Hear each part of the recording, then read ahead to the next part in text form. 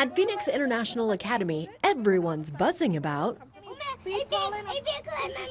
the school is emphasizing the B in the ABCs with a one-of-a-kind program that was started by first grade teacher Loretta Lyken a few weeks ago. I saw a need in the community to get students outside, connected with nature. First graders at the school are working with professional beekeepers and are being trained as tiny beekeepers themselves. We see that bees, honeybees specifically, are such an important pollinator in our world.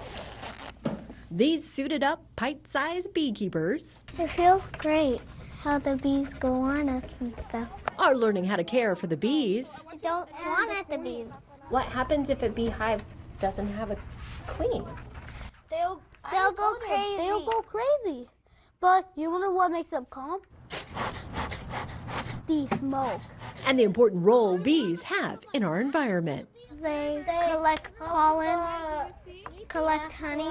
They grow fruits for us. Teaching students the science behind what bees do. They're going to learn environmental stewardship and how to help sustain and protect bees and honeybees. With 2 hives now in place, the school hopes to harvest honey next spring for their Garden and Honey Festival.